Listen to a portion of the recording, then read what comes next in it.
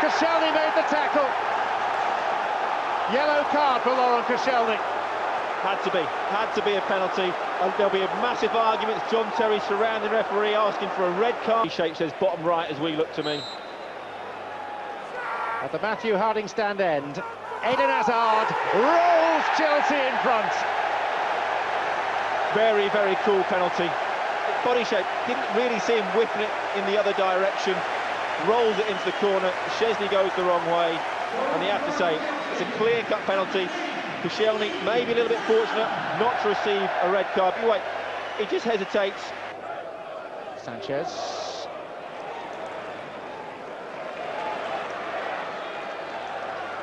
Fabregas looking for his favourite target man, Diego Costa!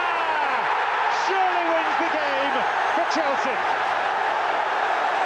We've talked about Diego Costa, how quiet he's been all game. In the last couple of minutes, he's come to life again. That signing that they made, Cesc Fabregas, middle of the pitch. What a fantastic ball through over the top. Gets the ball, one touch, ping. Weighted with absolute perfection. Fantastic chest control, and Szczesny comes out. Costa just pokes it over the top. But that was purely made by Cesc Fabregas' vision. Cesc Fabregas has 7 assists this season. And I think this season, one man actually got him one. That's the guy that Arsene Wenger actually felt he's got him, so he doesn't need a Fabregas. He has one so far this season. Mesut Ozil, of course. Who needs a Fabregas when you have Ozil? But right now, Fabregas is definitely the man doing all the job for Chelsea. But that is not the talking point. Now, you saw Diego Costa's celebration, and I was asking you, Mourinho keeps saying, well, he's battling injury, hamstring, he's not fit, but his celebrations and the way he's clinical in front of the goal. Incredible. I wonder how he will play when he's totally fit. Precisely. That's just incredible. Mind game. Yeah, well, I don't know about it. It might be mind games, we don't know. But what we know for sure is Costa's been battling hamstring. Hamstring issue for a lot. Niggling, so they say. It's nothing major. It's just and his celebration is not niggling. Okay. Yeah, but he's been doing a good job so far. 9 goals in 7 games. That's just incredible. But there's a man who's doing far way better in Spain. But we'll talk about him. Yeah, we'll talk about him tomorrow, definitely. You know who I'm talking about, Ronaldo. 13 in 7. That's huge. Okay, now the big one, what happened yesterday on the sidelines. Jose Mourinho and Arsene Wenger. What was Wenger trying to do? Oh my God! Actually, like Mayweather action. We have it right there.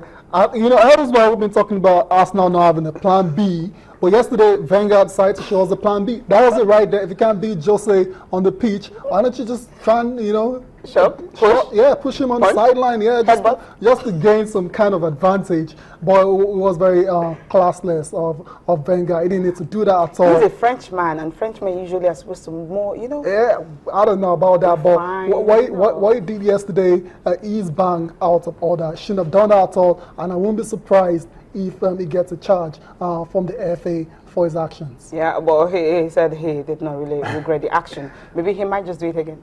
Well, he can't afford to do that again. He doesn't set a good example. Maybe next time it could be the way of what Alan Pardew did to a particular player. Yeah, but before we move on, just imagine if that was Mourinho that pushed Wenger.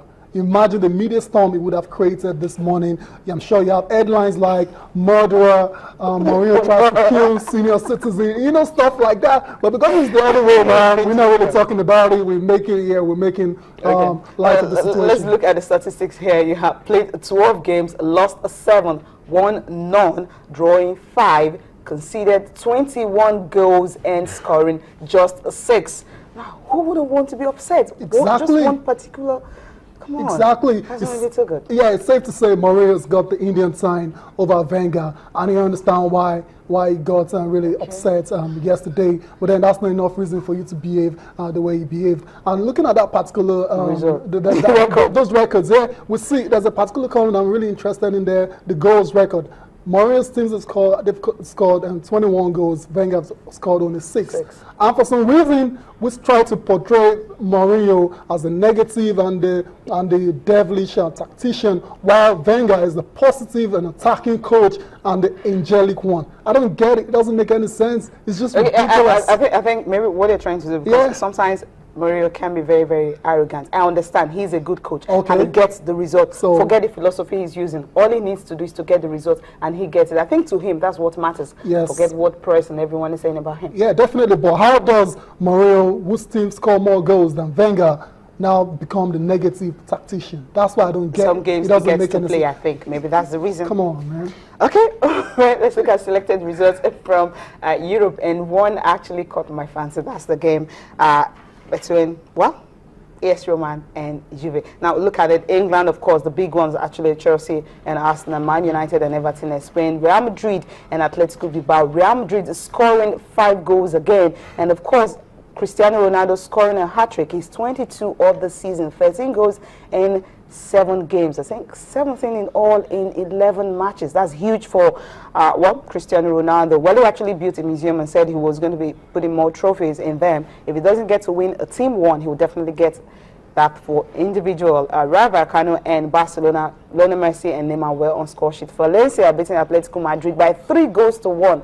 That was a surprise result. Juve and Roma 3-2. It was drama all the way in Turin. And Fiorentina beating Inter Milan 3 goals to nothing. Inter Milan losing back-to-back in a very, very, well, shabby manner. In Germany, Borussia Dortmund, well, Hamburg, who we said haven't won a game this season and scored their first goal just last weekend, were able to beat Borussia Dortmund at home, well, by a lone goal. And of course, Bayern Munich are beating Hanover by 4 goals to nothing. And of course, who scored those 2 goals for them? Well, Mandzukic and of course Lewandowski and Iron Robin were the ones on score sheet, 2 goals each. And PSG and Monaco, that great game ended, well, in a draw. PSG, another draw, not a good one for defending champion, and you have Olympiacos winning. Olympique Marseille beating Essen by 2 goals to 1. Okay, we'll pick just this one, Juve and AS Roma. Yeah, what a game. What a game. Right now, it's no longer Juve versus Inter Milan. It's all about Roma and Juventus right now. Yeah, definitely. In Italy, those are the top 2 teams in the Serie A. So it wasn't really so. That's the winning goal right there by Bonucci. Nobody saw that coming. Incredible volley, and it was good enough to earn Juventus all 3 points in that game. But then, like you expect in a very tight contest, there was fracas somewhere in the game, and the referee dealt with it very well. You talked about the referee, and I thought he did a good job of handling that situation. Yeah, very well, because 2 of them were actually on the sideline. No, well, that was a tackle, and they punched each other. At the end of the day, what he had to do was swiftly dish out the red card for them to actually go back to the stands. That game producing just 2 red cards. The coach was sent to the stands. Now, I think this is where it actually happened, as Morata. That's where it happened, and the referee just came in swiftly, and he gave them a card. He didn't just want to know what really happened.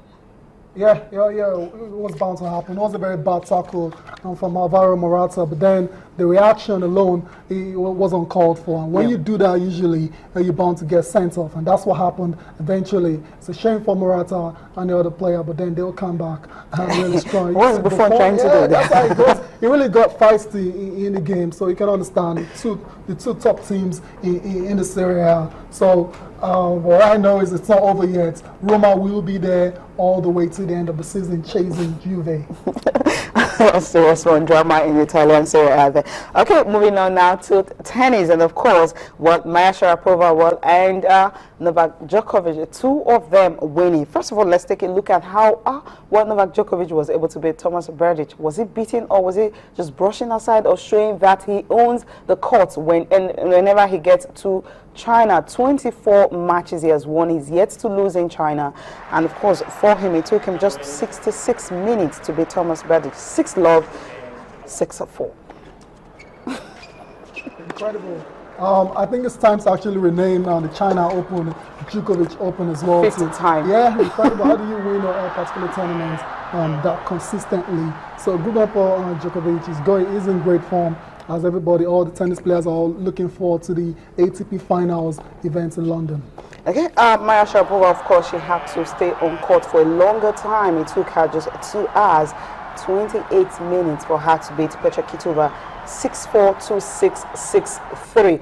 I think she really had to dig deep. Losing that second set by 2-6 simply means, well, she was really in her best form. But the good news is she's now world number 2, moving up there. She had to hit about 18 winners compared to Kitovaz, who had just 25, but committed less errors, 15 less errors than her opponent. Of course, having to prevail, 44 to prevail in the 3-set game. Good news for Maria Sharapova there. Okay, finally we'll wrap up on this one, but definitely not a good one coming from Formula-1.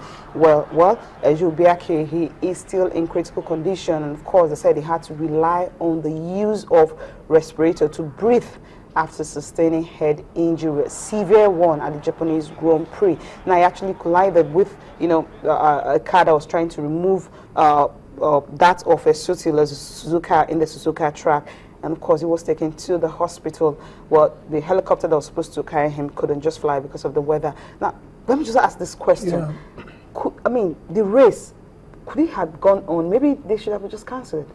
Yeah, but hey, you don't just cancel things like that. I'm sure because they knew about the typhoon beforehand, what was going to happen, rain and all that. Yeah, but they believed it wasn't going to cause any major effect, and really that wasn't the main cause of the accident. That wasn't the main cause. It's unfortunate these things happen. We're supposed to be here talking about how Lewis Hamilton masterfully overtook Rosberg on the 29th lap, but we're not doing that now. We're talking about Bianchi. Hopefully he recovers on time and fully. Still very young, 25 years old. A lot of races ahead of him.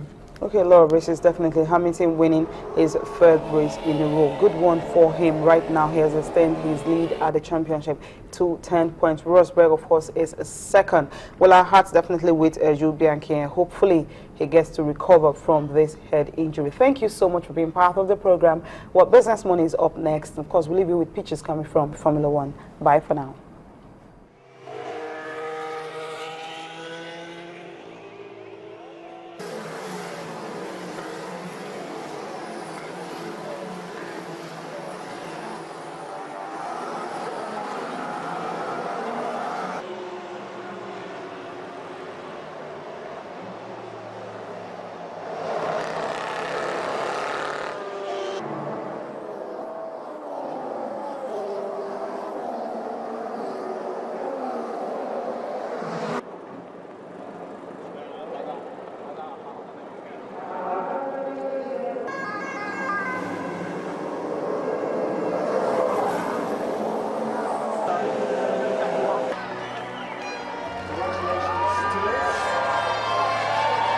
It was great. I mean, what a day it's been. It's been a very difficult weekend. Obviously, today to be raining so much, it was very difficult, tricky conditions, and yeah, we hope that Bianchi is okay.